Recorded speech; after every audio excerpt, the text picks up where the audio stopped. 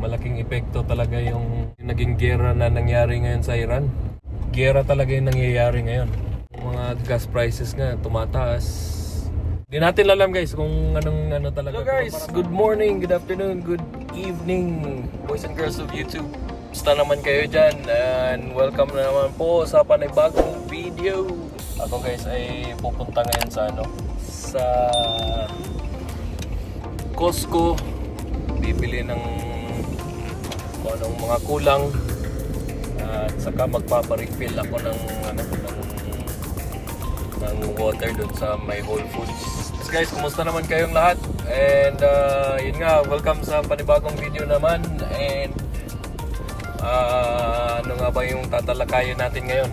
Kahit ano na lang guys, kung ano makita natin at anong mapapag-usapan. Yun nga, papunta ako ng Costco muna ngayon. Nandito lang sa unahan lang. Kagagaling ko lang ng apartment. Then Whole Foods, magpaparefill ng tubig. Then susundo na ng mga bata. Hihintayin ko na lang sila dun sa pagsusunduan ko. Ayun. Ayun guys, so papansin nyo dun sa huli kong video. Yeah, para akong tulala, parang wala sa sarili. Hindi yun dahil sa hindi yun dahil sa dahil nga kagagaling ko lang or during my during the 96 hours of fasting yun guys. Hindi yun yung dahilan doon. Yun nga guys, kasi napansin ko lang ganun kasi sa video. Parang yung sinasabi ko doon parang hindi na siya yung yung parang lutang na parang pinipilit ko pa rin na sabihin yung isang bagay tapos yung parang tumatalon na naman ako sa isang bagay. Yun guys, siguro hindi yun dahil sa pagpa-fasting ko. Ang energetic kaya ako nun, di ba? Hindi yun dahil kasi nun naalala ko lang yung nakita ko lang din kasi nakikita ko kasi dito sa phone ko yung pagdating na ng mga bata, iniisip ko yun nga, gagawa muna ako ng video doon sa Walmart parking lot. Tapos bigla ko na lang nakita dito, nagpa-pop na dumating na yung mga anak ko doon sa bus stop nila. So yun, parang wala na ako sa sarili. Tapos parang iniisip ko, ituloy ko na lang to yung video na to. So ayun, so hanggang natapos ko yung video, mga 10 minutes din yata yung video na yun, something, ganun, mga mahaba-haba rin. So yun, wala na ako sa sarili.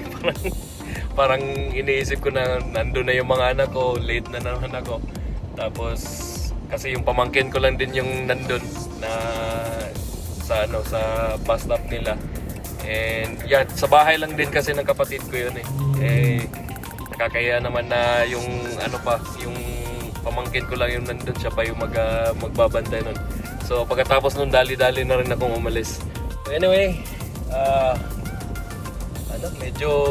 medyo warm dito ngayon guys. Nasa mga 88 degrees Fahrenheit. Ano ba yun? Nasa mga Nasa mga 24 siguro sa Celsius. Ayan, so yeah, tuloy-tuloy, naka-t-shirt na nga lang ako guys. So, tapos naka-short ako dito sa baba. And yeah, which is okay, which is good. Tuloy-tuloy na, spring is coming and summer is coming. Speaking of doon sa aking pagpa-fasting nung nakaraan, yun nga, maraming hindi makapaniwala na 4 days kong ginawa na walang kain at all. Kahit nitikim doon sa mga kinakain or sa mga tikim doon sa mga niluluto ko, hindi ko ginawa. Zero na yung nilalagay ko dun sa aking bibig na pagkain. So ayun, maraming hindi nakapaniwala. Isa dun sa mga tatlo dun sa aking mga kakilala yun nga, nag-message sa akin kung paano ko nga daw ginawa. Yung isa, talaga interesado yung isa, nagpaturo ko anong gagawin sa simula at anong gagawin dun sa huli. So ayun, minessage ko lang din sila or sinagot ko lang din sila dun sa mga message nila. Yung ano. Yan guys, so maniwala kayo kasi hindi naman ako magpo-post ng isang bagay diyan sa social media na kung lalo na ganyan na walang kunyari tungkol nga sa pagpa-fasting, walang kinakain. Tapos ganun yung naging resulta, tapos ikakamatay lang din naman pala ng isang tao. Hindi ganun. Hindi ako magpo-post ng ganun kung ganun yung magiging resulta. Pero basta yung sa akin, shinare ko lang din yung kung anong naging experience ko at anong naging resulta. Shinare ko lang kung ano yung naging experience, anong naging resulta, anong magandang bagay sa yun nga dun sa pagpa-fasting na yun. So ayun, nasa sa inyo na yan kung maniniwala kayo o hindi. Kung maniniwala kayo tapos ginawa nyo tapos may nangyari sa inyong hindi maganda, wag naman sana. Siguro may problema doon may problema diyan sa proseso ng inyong ginagawa. Yun nga, sinasabi ko doon sa isang nag-message. Sabi ko sa kanya na basta't magawa mo lang ng tama, gawin mo lang yung tama, walang magiging maganda yung magiging resulta mo at maganda yung magiging yung magiging pakiramdam mo sa sarili mo at malalaman mo talaga na may benepisyo din talaga siya. Kasi ako naman guys, personally, nagtitingin muna ako ng video kasi ako din noon, parang duda din ako noon eh. Pero may idea na ako na meron nga daw tao na nagaganyan. Rinig ko pa nga yun, yung isang tao na yun may nagkaroon siya ng yung parang cancer sa dugo. So ang ginawa niya nga daw, siya fasting ng water fasting lang for mga mahaba-haba, mataas-taas na araw, mga ilang araw din, ilang linggo yung pag-water fasting niya. Ayun, so parang naman nakabuti pa sa kanya at yung tao naman daw na yun ay gumaling naman daw. So bago ko ginawa naman, nagtitingin-tingin muna ako ng mga videos tungkol diyan. Kasi ayaw ko rin gawin na na ikakapahamak ko lang din naman yan sa sarili ko. So mga ilang video din yung ginawa, yung pinanood ko bago ako bago ko ginawa yun. So yun guys, so maganda din naman, maganda yung naging resulta at maganda yung yung outcome na na aking na experience. So ayun, so ang advice ko lang din sa inyo, yun, magtingin-tingin muna kayo ng mga video diyan sa YouTube lang, libre lang yan. Tingin lang kayo sa YouTube, manood lang kayo sa YouTube and ayan, so mayroon doon mga din yung marami kang matutunan.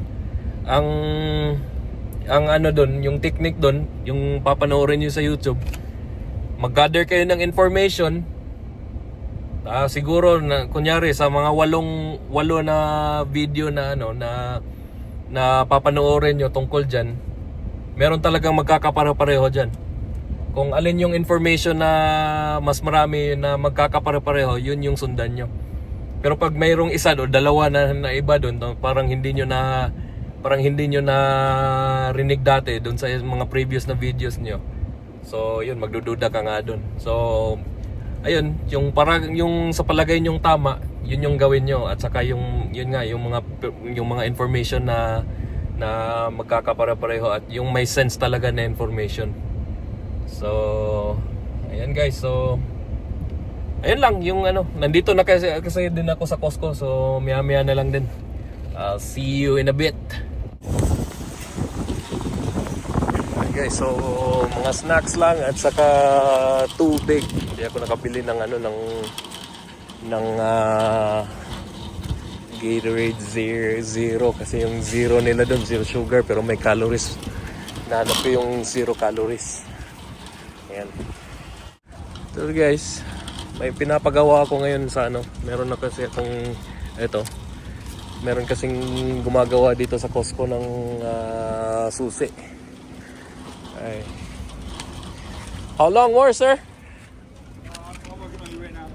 Ah, yeah, yeah, no problem, no worries. I'll just load this one in. Yeah. So guys, merong gumagawa dito sa ano sa sasakyan. Kasi yung susi ko na na hindi na gumana yung lock. Yung lock niya guys hindi na gumana. Tapos yeah, nire-reprogram lang yung susi niya. Kasi so ngayon pinapalitan ng bagong buong susi. Yung yung buong susi yung pinalit. So nire-program yung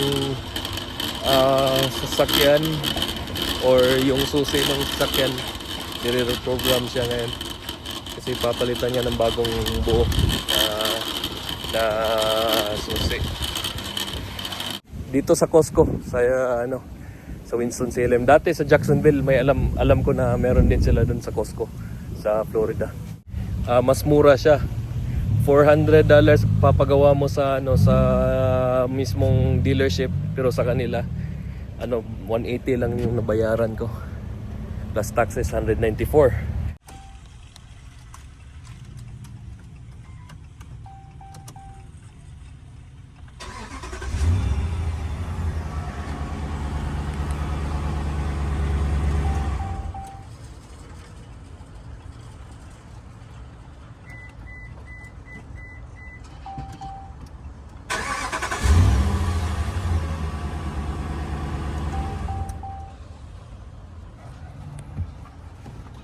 It worked now?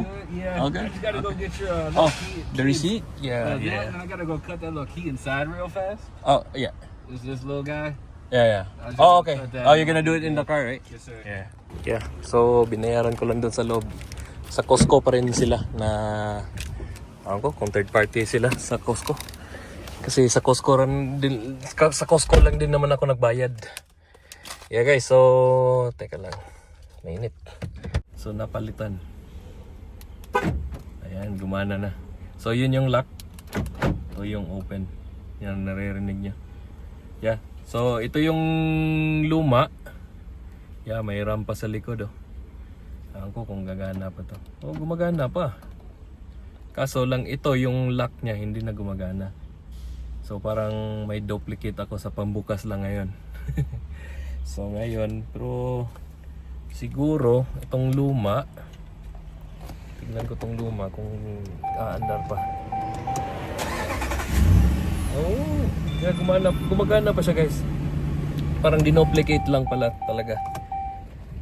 Ayan, so yung bago, yeah,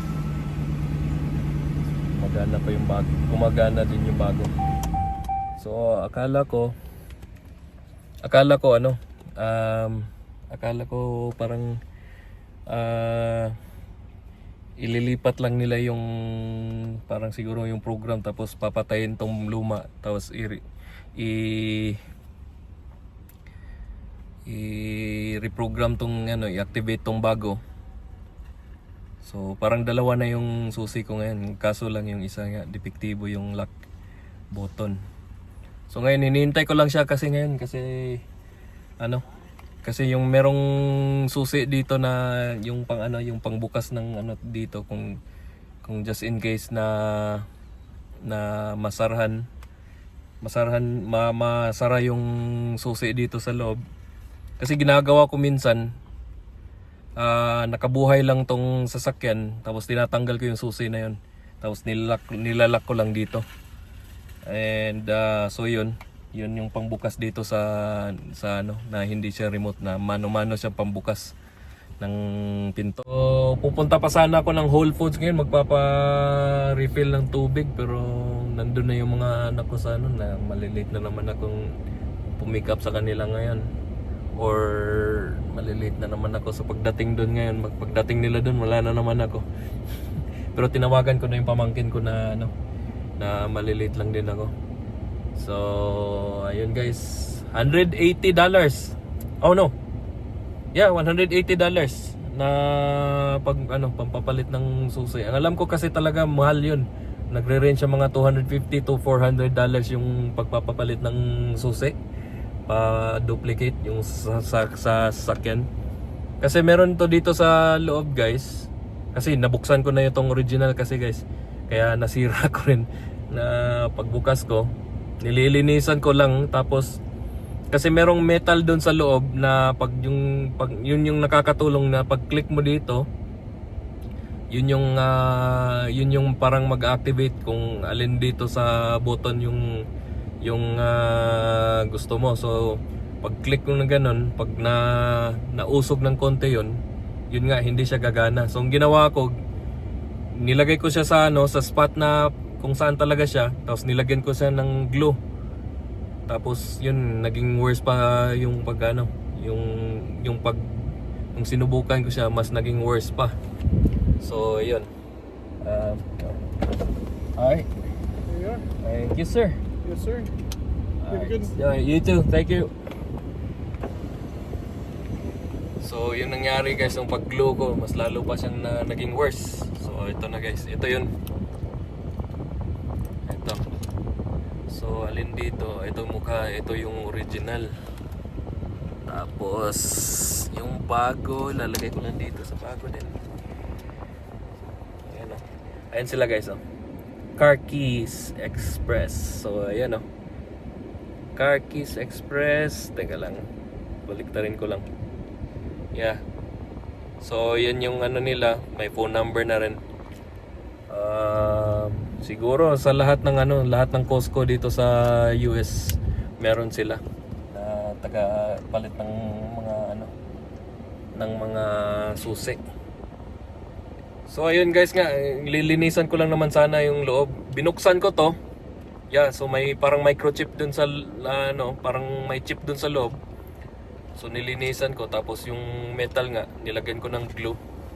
Tapos dumikit siya dun sa chip. So siguro yun yung nangyari na hindi na siya gumana. So ayun, guys, may bago na akong sinaksak lang yun dito yung yung susi. So may bago na akong susi. So hindi na ako mahirapan kasi minsan nasanay nga ako alis tapos na ilalak ko sa malayo. Ngayon pag alis hindi ko pala mailak, babalik na naman ako sa sasakyan, tapos dito ko ilalak mano-mano. Ayan sila, guys, oh. Yeah, dito lang sila sa labas naka-poste. Pero yung nung ako, merong tao dun sa loob, meron silang maliit lang na kiosk. So dun ko iniwan sa kanya yung susi, tapos dun ko pinagawa sa kanya, tapos yeah, siya na rin yung gumawa dito sa loob kanina pag re-reprogram. Pupunta na doon ngayon sa mga bata.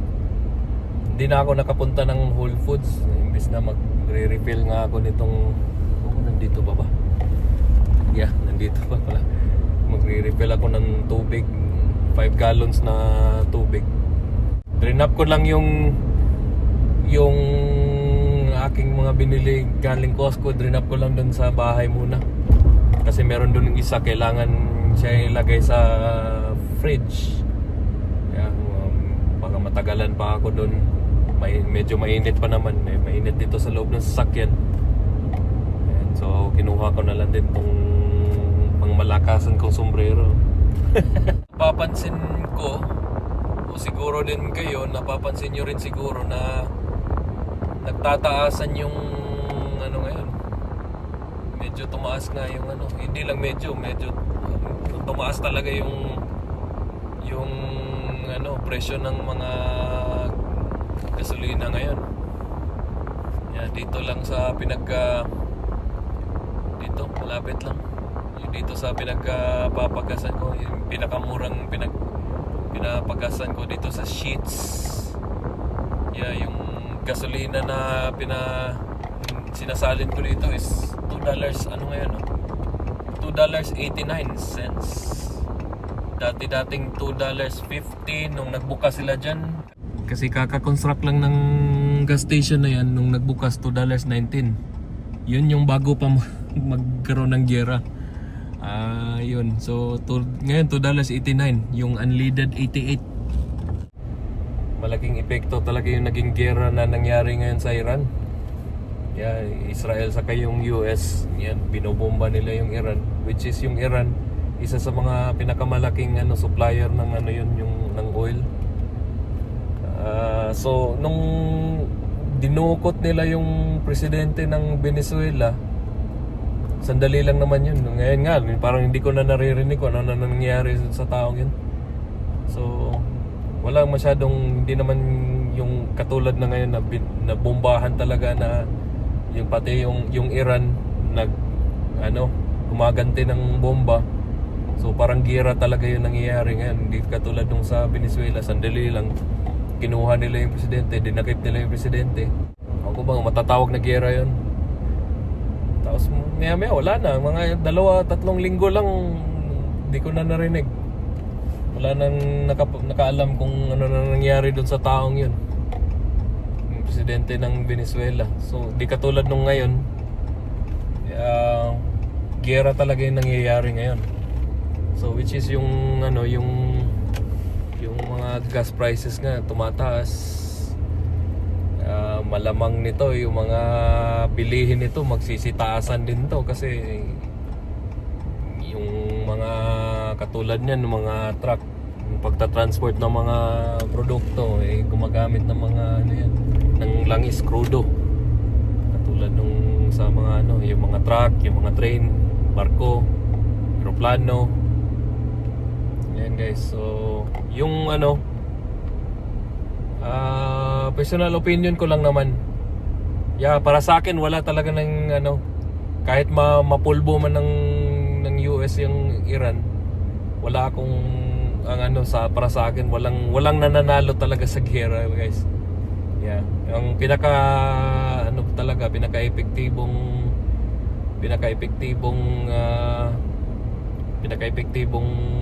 sandata talaga sa mga ganyan pag may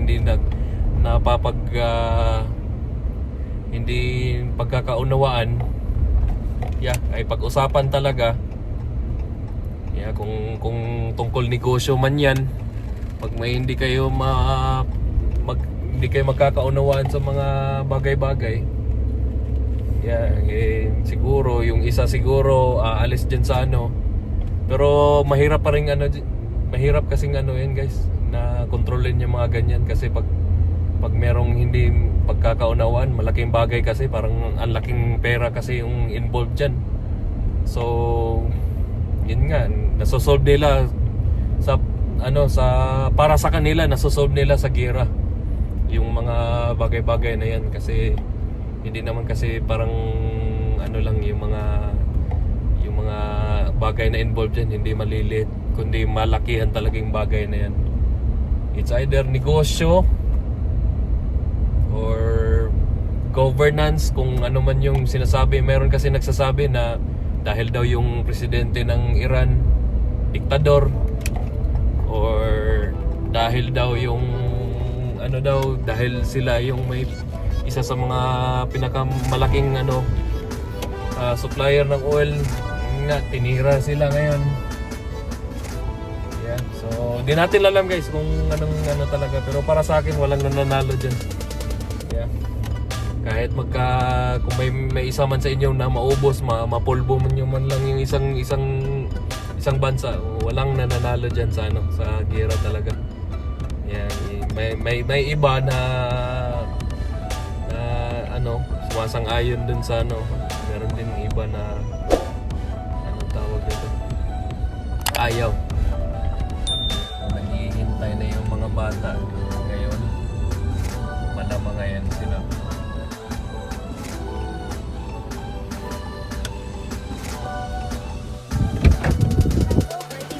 For a while, I won't go far. Just like around there. But I won't. Be careful with the cars, okay? Yeah, I know. Where's I know Fear? I know. He's in Mohan's house. I told Dad to take care of him because you. Take care of him. Is that Tita Yumi here? Oh hi.